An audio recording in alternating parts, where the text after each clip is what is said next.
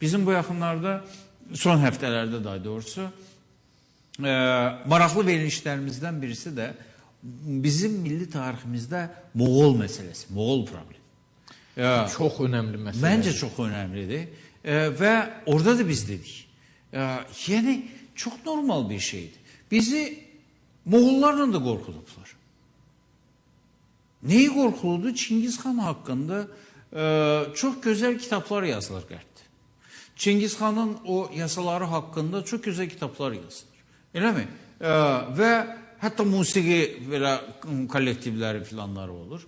Bu orta əsrlərin bir epizodudur. Siz mənim yarılı yerimə toxunursunuz. İcazə verin, ilk kəlmə söz deyim. Yəni, bugünkü Rusiyanın, belə deyək də, Çingiz xanın qurduğu dövlət əsasında, ərazisində yarandığı bizim hamımıza məlumdur. Və Ruslara həmin o dövləti kənardan gəlmiş bir Monqol dövləti kimi təsvir eləmək lazım idi və məktəblərə də bu cür nə salmışdı. Təbii ki, İrana da sərf edirdi. Amma bu günləri faktlar ortaya çıxır. Qardaş, nə İslam mənbələrində, istəyir fars dilində yazılmış, istər ərəb dili mənbələrində olsun, nə Çin mənbələrində, nə Rus mənbələrində, nə Avropa mənbələrində, Monqol sözü yoxdur. Hər yerdə söhbət Tatardan gedir. Və Çingiz xan Tatar-Türk kimi qələmə verilir. Dövrümüzə qədər ərəb dilində çatmış çox gözəl bir əsər var, amma anonim əsərdir, yəni müəllifi məlum deyil. Əsərin adı belədir, Türklərin şəcərəsi. Və Türklərin şəcərəsi deyəndə Çingiz xanın şəcərəsini verir. Yeri gəlmişkən, Çingiz xanın bütün şəcərənamələrində 5 dənəsi məlumdur bunlar. Hamısında onun kökü Oğuz xana gedir, çıxır. Yəni bizim əcdadımız Oğuz xana. Orada çox maraqlı bir yer var. Əsər başdan ayağa ərəb dilindədir. Amma bir maraqlı yer var. Çingiz xan sevimli oğlu Cuhçuyun başına bir xoşa gəlməz iş gələrsə, yəni ölərsə tutaq ki, kim ona bu xəbəri gətirərsə, onun başını vuracağı haqqında bir fərman verilmiş. Və Cuhçuy şəhid olur döyüşlərin birində. İndi bu xəbəri Xaqana mütləq vermək lazımdır. Amma fərman da ortadadır, heç kəs buna cəsarət edilmir. Bunun bir əmir dostu varmış ki, bunlar birlikdə sazla deyişərlərmiş. Buna deyilər ki, ancaq sən bunu deyə bilərsən, sən onun dostusan. Neysə, bu gəlir sazla şeirlər deyə-deyə Çingiz xana dolayısıyla izah edir ki, Cuhçuy ölüb. Çingiz xan da birdən sazla o cavablar verəndə birdən başa düşür, deyir, Cuhçuy ölübmü? Bu deyir, bunu mən demədim, sən dedin. Sən də Xaqan olduğuna görə o fərman sənə neysə, belə bir şeydir. Deməli, əsər başdan ayağa ərəb dilindədir, amma bu şeirlər türk dilindədir. Və Uyğur türkçəsindədir. Bugünə qədər Çingiz xanın sonraki o Xaqanlar ki var, bunların fərmanları, məktubları ortadadır. Bunlar hamısı Uyğur əlifbası ilə Uyğur türkçəsində yazılıb. O dövrdə ümumiyyətlə Monqol yazısı filan belə bir şey yox idi. Azərbaycanda ki, onların Hülakülər qolu hakimiyyətdə idi. Hülakülərlə Osmanlıların yazışmaları bugünə qədər Topqapı sarayında saxlanılır. Hətta təsəvvürün Osmanlılar da bunlara cavab yazanda Uyğur türkçəsində və Uyğur əlifbası ilə yazıblar. Yəni, bu cürlə faktlar istənilən qədərdir. Və bunun adını Monqol qoyub vəhşi kimi qələmə verirlər.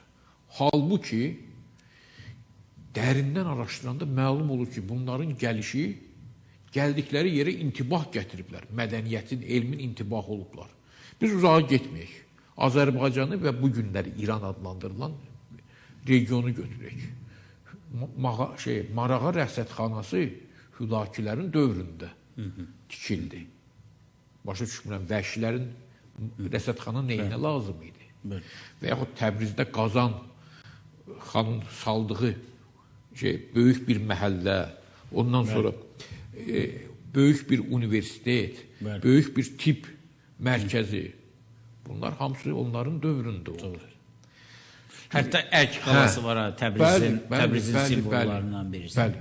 Ondan sonra Səfiyyəddin Urmavi Əbdülqadir Marağayi kimi böyük Azərbaycan bəstəkarları indi farslar öz adlarına çıxmağa çalışırlar. Onların dövründə yetişdi. Azərbaycan miniatür məktəbi, Təbriz miniatür məktəbi onların dövründə şey oldu. Ən vacib məsələlərdən birisi yazılı ədəbiyyatımız Hülaki dövrünə mətançı. Həsənoğlu. Bəli. Bu Səlcuqlar dövrünün də hadisəsi. Niyə görə? Yəni bunların istər İranın, farsların, istər rusların mənafeyinə uyğun gəlmədiyi üçün sənin tarixi unutturmalıdır, kiçiltməlidir. Əmir Teymur bizim qürur duyduğumuz əmirimizdir. Amma onlar tarixlərində bunu dəyişik kimi, nə bilim, qan içən kimi qələmə verir və məqsəd nədir biz bilirik. Bilirsinizmi? Bir paxıllıq hissi var. Farsların tarixində bir neçə yüz il davam edən Əhəmənlər dövrü olub. Sonra uzun fasilədən sonra bir Sasanilər dövrü olub. Sonra 1000 il yenə də fasilə olub, indi bir Pəhləvilər dövrü və bu Pəhləvilərin davamı olan bu Mollalar dövrüdür ki, onun da ömrünə çox az qalıb. Biz bilirik.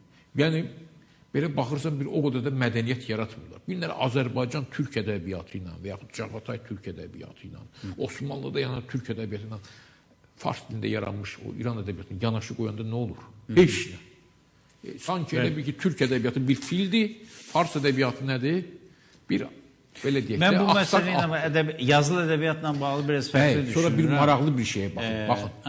Bax, bunlar istəyirlər ki, bir ari mədəniyyəti, neysə bileyim. Qardaş, sizin ari adlandırdığınız xalqlara baxaq. Talışlar, Giləklər, Lorlar, Kürdlər, yəni təkcə farslar, Pəştular və Taciklər deyil axı. Bəxtiyarilər, qardaş, bunların heç birinin ədəbiyyatı yoxdur. Nəinki yazılı ədəbiyyatı yoxdur. Hətta folkloru yoxdur. Bilirsinizmi? Şifahi xalq ədəbiyyatı yoxdur, düzəlməlidir. Və bunlar heç bir gözə gəlimli memarlıq abidələri yoxdur. Bu mədəni xalqdırsa, hanı bunun yaratdıqları?